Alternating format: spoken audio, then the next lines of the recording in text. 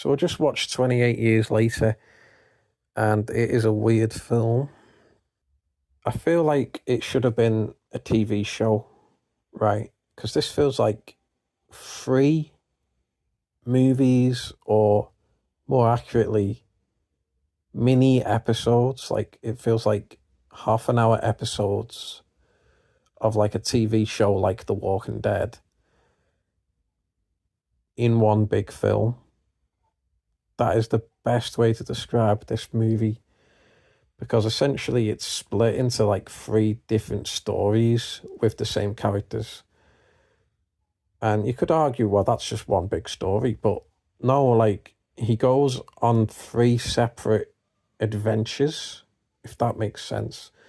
So the beginning is about the main character's this 12-year-old boy, and his father takes him out to the wasteland to teach him how to survive.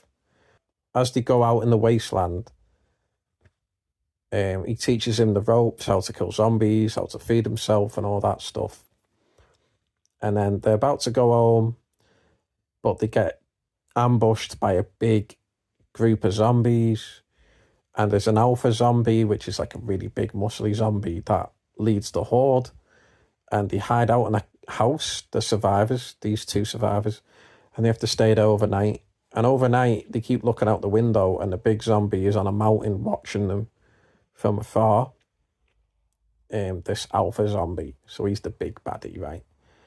And the overnight scene is like character building with the dad and the son. They're just sitting around in the dark talking, bit of character building. And then the next day, the house collapses because it's an old house. And they escape the horde of zombies, and they think, okay, we're going to go home. But as they're on the way home, the big alpha zombie chases them, and they're sprinting to get home. And then as they get in, the community they're from, they kill the big zombie. And I think that alone should have been like a whole film. Do you know what I mean? But everything I just described happens within 40 minutes of the film. It is quick. You know what I mean? That could have been a whole film. You know, it's a bit bare bones. That's why it's only 40 minutes long. But then what happens is he's home now, right? They've completed his journey, his lesson to become a survivor. But because his mum's sick, he ends up taking it out of the community, the 12-year-old boy. And then they go on their own separate adventure, which is longer than the first adventure, to reach this doctor within the wasteland that his grandfather told him about. And he has to go all the way out there, and the journey is longer, so it's a longer portion of the film. And he meets this Swedish military guy who's out in the wasteland for a reason that's not really explained. They're just out for some reason. I think they're trying to quarantine England, potentially.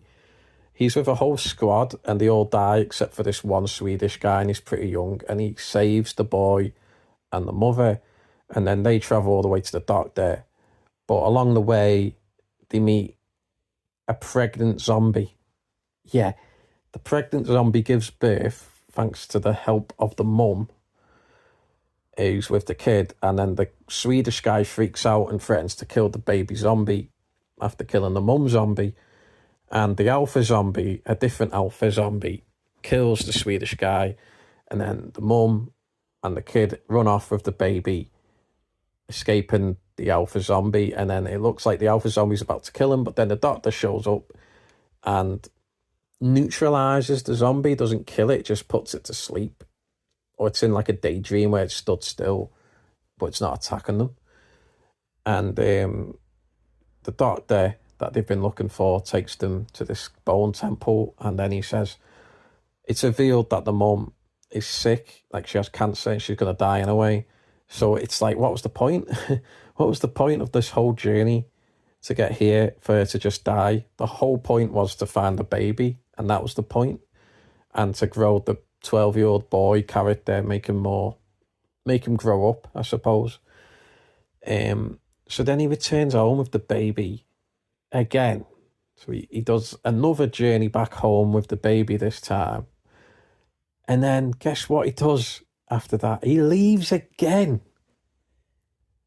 to be his own lone wanderer, like in Fallout. Like he just wants to be a lone wanderer, this 12-year-old boy.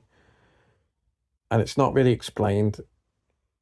And then it skips 28 days later, and he comes across this whole group of chavs. They look like chavs, like in tracksuits.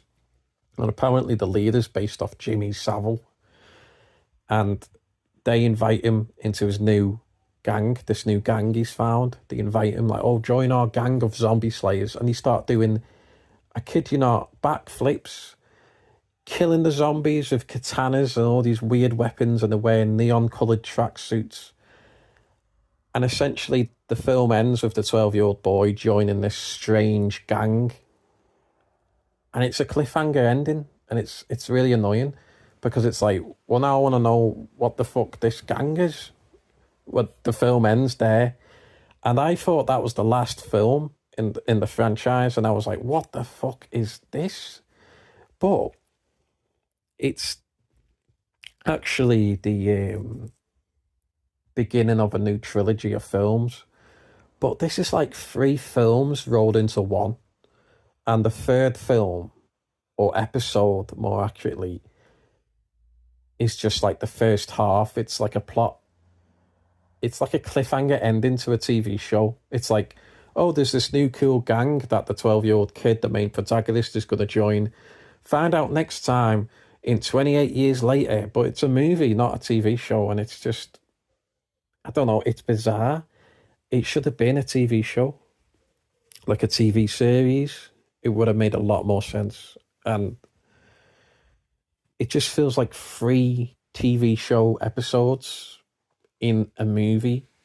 And it's just, it does not work as a standalone film. It might work in the trilogy when the other films come out.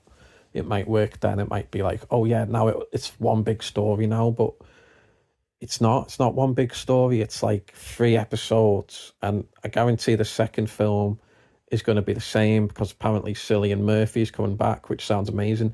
But I guarantee it's going to do the same thing, where like the first 2 episodes within the second film are going to be about the 12-year-old boy in this weird gang. And then in the last episode, it's going to be about Cillian Murphy. And that will lead into episode 7, which would begin the third film. And it's like, why design the film in this way, where it's like 3 different stories within one film? Like, it's just so weird to me that they went this direction. And as a standalone film, it is kind of jarring. Like, it's just 3 different stories with the same characters, but it's like 3 films in one, but they're all like short films, and they're not very satisfying. And it's like, maybe like they should have been films in their own right. These 3 episodes within this one film should have been separate films each, and that would have been more satisfying. But it's like 3 films rushed into one big monstrosity, and it's kind of frustrating. And I just find it so bizarre, you know what I mean? And I just had to talk about it.